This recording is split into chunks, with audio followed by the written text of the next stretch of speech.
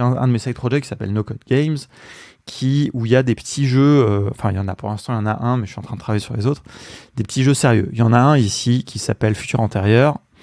Donc ici, vous pouvez aller voir, hop, je vous le mets pour les gens qui ne connaîtraient pas. Et Futur Antérieur, c'est un serious game, hein, comme on dit, où vous avez une petite histoire interactive.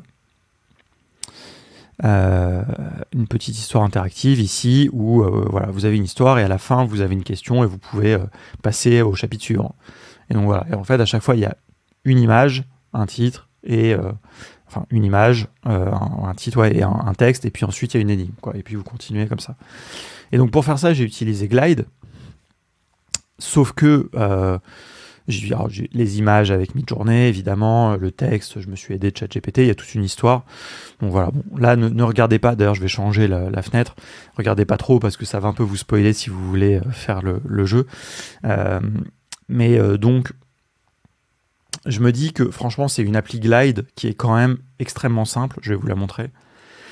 Et donc, je me dis quand même que ça me coûte 25 balles par mois, comme j'ai que ça sur Glide, et que par ailleurs, j'ai un autre abonnement via contournement. Je me dis que c'est un peu dommage. Donc, je pourrais le redévelopper et l'héberger moi-même. Vous voyez, c'est une appli Glide qui est vraiment hyper basique si vous voulez voir la base de données. Alors, il y a quelques bases de données, mais voilà, c'est quand même assez simple. Vous voyez. Alors, vraiment, là, vous allez vraiment complètement vous faire spoiler. Faut pas que je regarde ça parce que là, il y a les emails. Ouais, bon, bref. Voilà, donc bon, c'est quelque chose d'assez simple. Il n'y a que 3 pages différentes, donc je me dis qu'on peut réussir à faire quelque chose en le codant. Voilà, donc ça, c'est le projet. Donc, je vais créer un projet déjà. Donc, pour vous voyez, c'est les projets dans Claude. Alors qu'est-ce qu'on va faire, donc on va appeler ça version autonome de Futur Antérieur. Donc là on va mettre coder une interface web autonome pour le serious game Futur Antérieur. Hop, créer un projet. Et donc là, ce qui va être intéressant, ce que je vais pouvoir faire, c'est que je vais pouvoir lui mettre des documents. Donc je peux lui mettre des instructions et je peux lui mettre les documents. Donc, et ça, en fait, c'est des choses, c'est vraiment ça tout l'intérêt des projets, c'est que vous allez pouvoir lui mettre du contenu qui va être utilisé à chacun des prompts. Et vous allez pouvoir lui mettre vraiment beaucoup de contenu. Donc par exemple, typiquement, ici, je vais faire un export. Est-ce qu'on peut faire un export dans Glide, d'ailleurs, des données? Attendez, chapitre. On peut pas exporter ça. Hein. Si, on peut exporter quand même. On va faire ça. On va faire un petit export en CSV. Je vais le mettre à Claude. Upload from device. Voilà, donc là, je lui mets le CSV, par exemple. Donc, comme ça, il va avoir la structure, il va avoir mon contenu. Donc ça peut l'aider à mieux travailler. La base des utilisateurs, je ne vais pas l'uploader. Les réponses non plus, parce que ça, c'est des bases techniques. Et donc, voilà. Donc ça peut être intéressant. Et donc, non, ma base de données, là, dans ma version Glide de Futur Antérieur, j'ai utilisé que les bases de données de Glide. J'ai vraiment, là vous le voyez hein, ici, hein, donc pour les gens qui ne connaîtraient pas Glide qui est un super outil pour créer des applications, il y a une partie layout et il y a une partie base de données, et j'ai pas connecté cette base de données à Airtable ou à Google Sheet. Moi j'aime pas du tout Google Sheet, je trouve que c'est beaucoup mieux d'utiliser les Glide Tables. Voilà, c'est une vraie base de données hein, ici, hein, qui est pas, c'est pas équivalent à Airtable, mais c'est quand même pas mal fait. Donc voilà. Et donc voilà, donc là je vais lui mettre, on va écrire le premier prompt hein, et on va voir un petit peu ce qu'il va nous proposer. Donc j'ai créé un serious game qui est une aventure dystopique en plusieurs chapitres. Chaque chapitre est constitué d'un titre, Bon, cela dit, je ne serais pas obligé de lui dire ça. Je vais lui dire plutôt, justement, voilà, les chapitres sont présents dans le fichier CSV que je t'ai donné. Et donc, qu'est-ce qu'on veut faire? J'aimerais recréer une application web autonome front, parce qu'on veut que ça soit que dans le front, qui me permette de publier ce jeu sur un hébergeur. On va mettre ça. Qu'est-ce qu'on peut faire? Qu'est-ce que je peux lui dire d'autre? J'aimerais que l'interface soit simple et interactive, avec un design un peu original.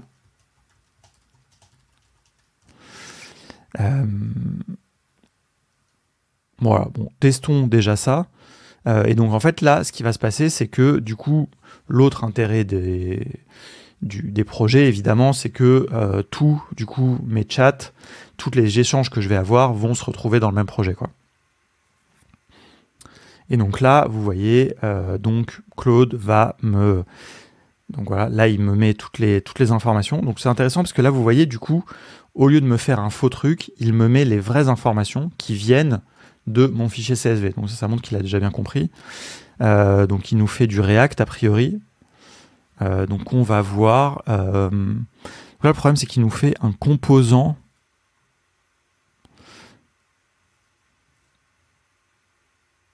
Et voilà, et donc ça marche. Donc vous voyez, hein, ça se... Alors pourquoi les images ne s'affichent pas? Ça c'est dommage.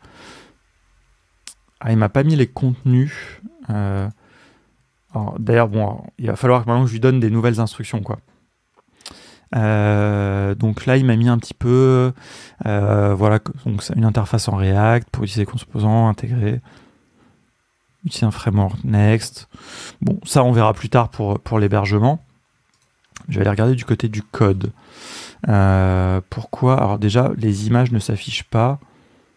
Peut-être que c'est parce que... Non, si, elles devraient s'afficher.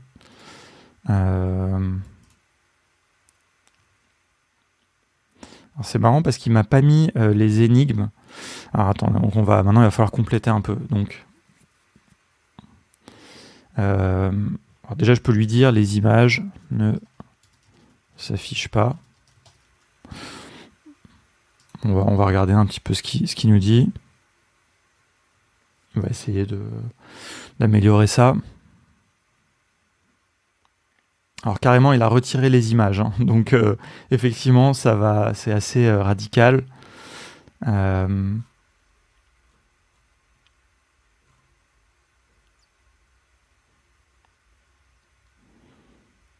Ok, bah c'est dommage.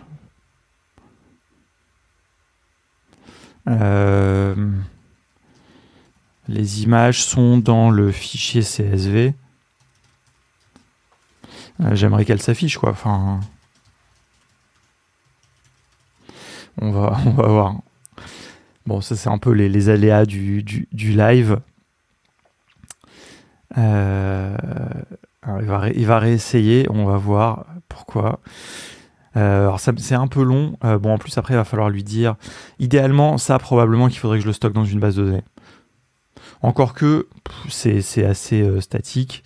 Après, c'est là où on va voir est-ce qu'on atteint éventuellement la fenêtre de contexte de Claude, parce qu'on lui fait générer beaucoup de texte. Peut-être qu'au bout d'un moment, il va un peu se perdre, quoi. Ok, qu'est-ce qu'il va nous faire? On va réintégrer, mais il a mis le placeholder. Si elle peut pas être chargée pour une raison quelconque, ok, bon, pourquoi pas. Bon, on va continuer un peu. Alors ici, la réponse, mais donc il faut... Attendez, je vais ouvrir le fichier CSV. Donc là, si je ferme ça, je me retrouve ici juste dans le chat. Où est-ce que je peux voir les assets de mon projet? Là, il faut que je revienne ici. Si je reviens ici dans la version autonome, là, j'ai mon fichier CSV, je peux l'ouvrir. Là, je vois toutes les colonnes. On va reprendre ça, on va reprendre cette discussion-là et on va lui dire voici les colonnes dont tu vas avoir besoin.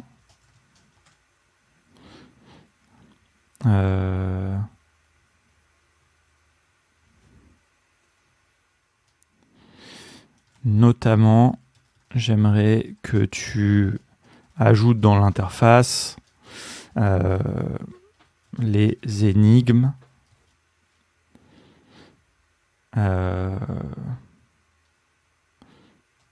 qui se trouvent dans texte exercice et les plus de lumière, quel dommage. Attendez, je vais brancher le... Ça m'arrive une fois sur deux maintenant. C'est pas grave.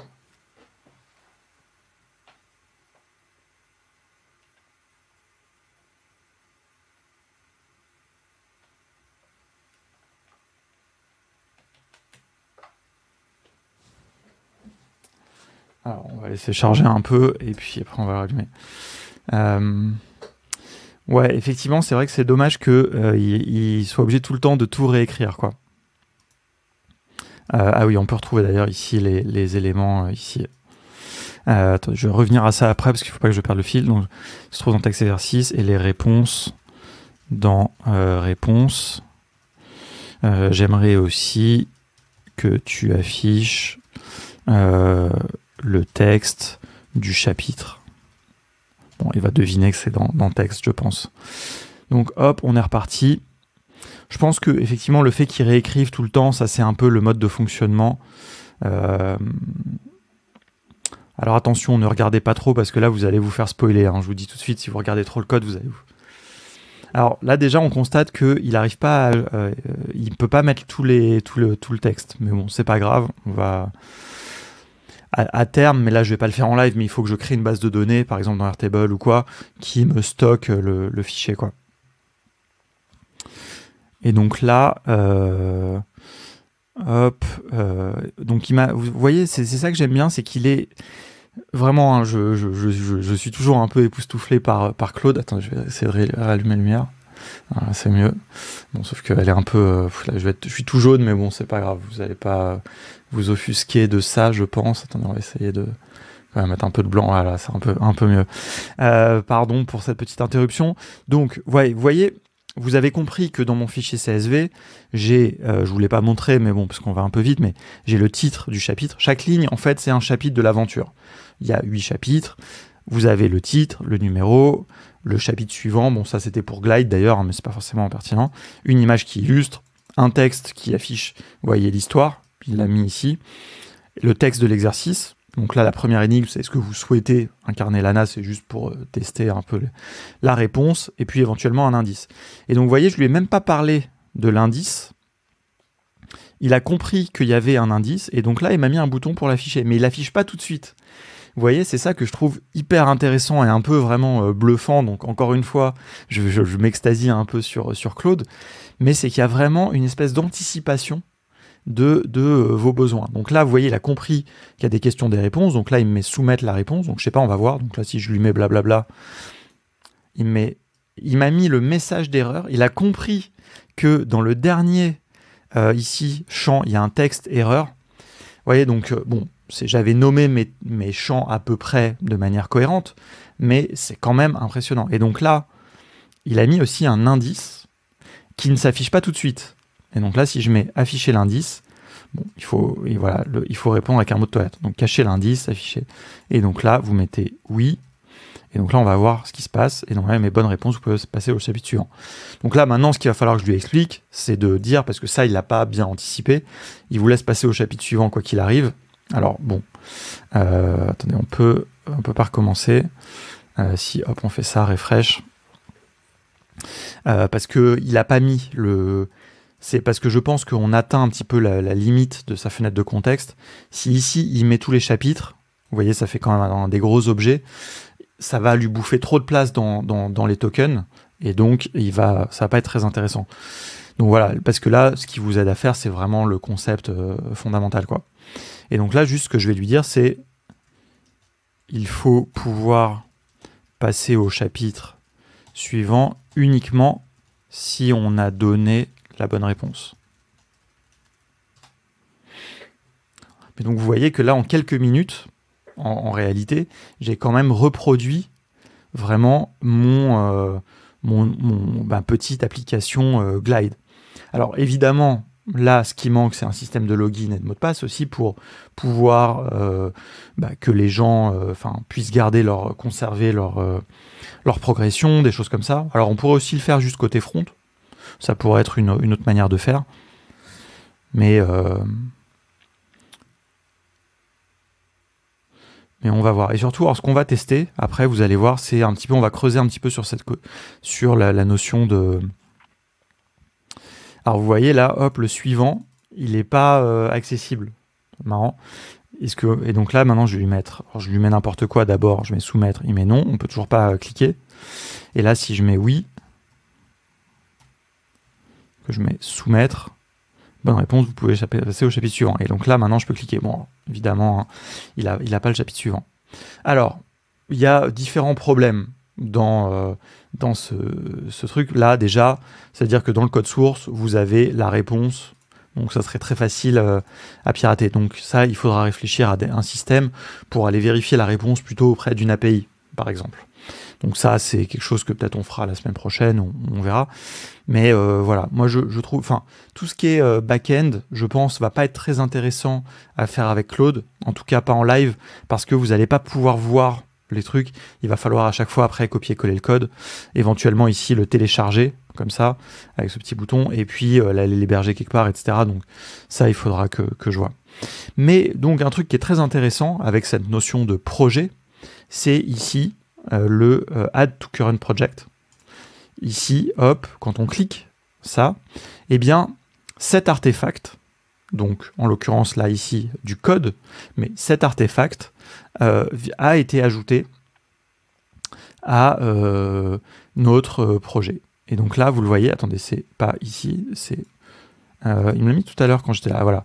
Vous voyez ici, j'ai interface du Serious Game dystopique. Et donc là, maintenant, on va tester un truc que j'ai pas testé, hein, mais donc on va le voir en live, voir si on va être encore un peu choqué par Claude ou pas. Je vais retourner ici dans mon projet. Je viens ici dans Serious Game dystopique. Ah non, c'est pas celui-là, ça c'est un autre truc sur lequel je travaille. Ici, et donc là, vous voyez, je vais commencer une autre discussion. Ça, c'était une ancienne discussion. Là, je commence une autre discussion. Et je vais lui dire, reprends mon interface. Et j'aimerais y ajouter des animations un peu sympas. Notamment, j'aimerais une animation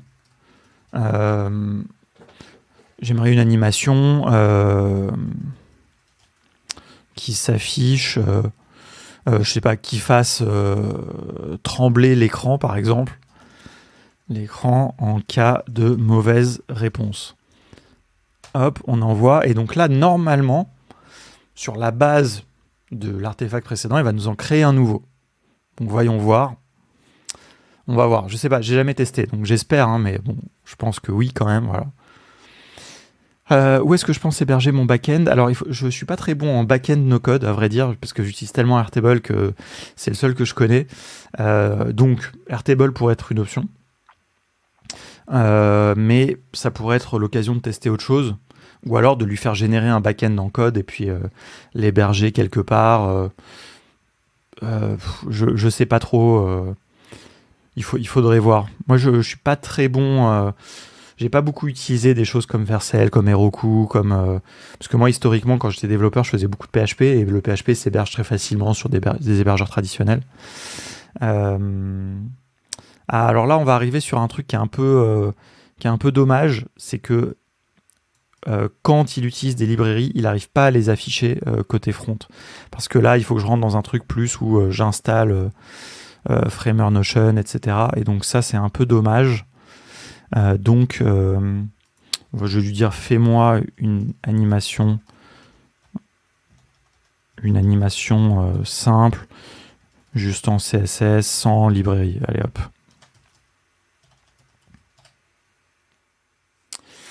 Eh ben, en fait, j'ai fait un test, pour être tout à fait honnête, où je lui avais demandé de passer par un CDN et il n'avait pas réussi. Mais j'aurais pu essayer, j'aurais pu J'aurais pu tester, mais quand j'avais fait mon test via le CDN, ça marchait pas plus. Et je pense que c'est parce que, en fait, mais le contexte d'exécution là des artefacts va pas forcément pouvoir charger d'autres choses. Donc voilà, mais je sais pas trop. Hein. Donc on va voir, on va le tester un peu là.